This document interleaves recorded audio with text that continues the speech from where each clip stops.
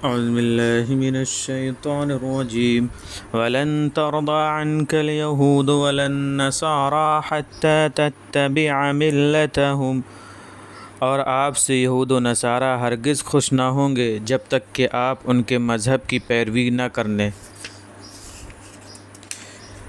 قل ان ھدی اللہ ھو الھدی، آپ کہہ دیجئے کہ اللہ کی بتلائی ہوئی یہی بس راہ ہے۔ وَلَئِنِ اتَّبَعْتَ أَهْوَاءَهُمْ بَعْدَ الَّذِي جَاءَكَ مِنَ الْعِلْمِ، اور اگر آپ اس علم کے بعد جو آپ کو پہنچ چکا ہے ان کی خواہشوں کی پیروی کرنے لگیں، مَا لَكَ مِنَ اللَّهِ مِن وَلِيٍّ وَلَا نَصِيرٍ، تو آپ کے لیے اللہ کے مقابلے میں نہ کوئی یار ہوگا نہ مددگار۔ الذين آتيناهم الكتاب يتلونه حق تلاوته، جن لوگوں کو ہم نے کتاب دی ہے اور وہ اسے اسی طرح پڑھتے ہیں جس طرح اس کے پڑھنے کا حق ہے۔ اولئک یؤمنون بہ، اور وہ لوگ اس پر ایمان لے آئیں گے۔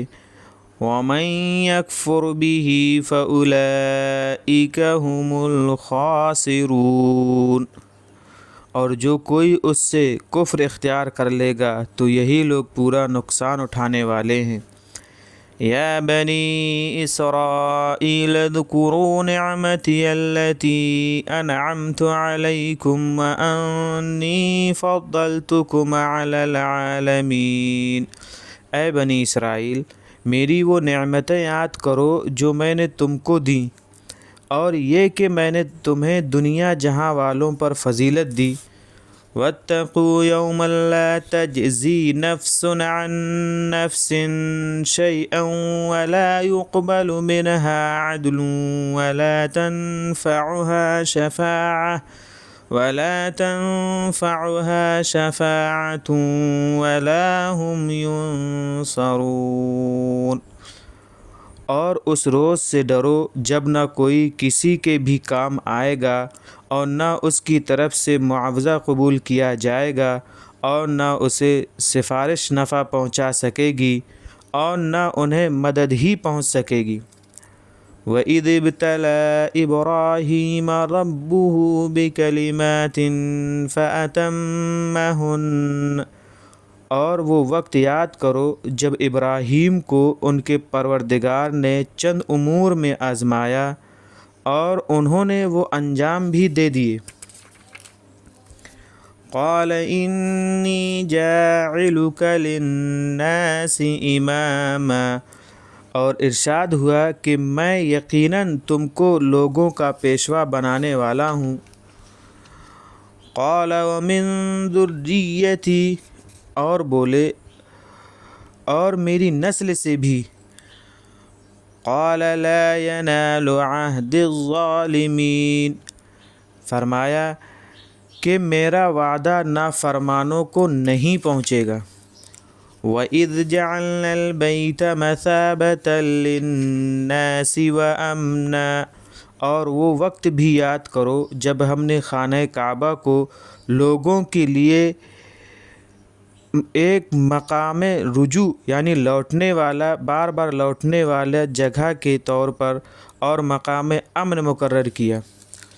وَاتَّخِذُوا مِن مَّقَامِ إِبْرَاهِيمَ مُصَلًّى، اور مقام ابراہیم کو نماز کی جگہ بنا لو۔ وَعَهِدْنَا إِلَىٰ إِبْرَاهِيمَ وَإِسْمَاعِيلَ، اور ہم نے ابراہیم اور اسماعیل کی طرف حکم بھیجا، أَن طَهِّرَ بَيْتِيَ لِلطَّائِفِينَ وَالْعَاكِفِينَ وَالرُّكَّعِ السُّجُودِ، کہ تم دونوں میرے گھر کو طواف کرنے والوں کے لیے، اعتکاف کرنے والوں کے لیے اور رکوع اور سجدے کرنے والوں کے لیے پاک صاف رکھو۔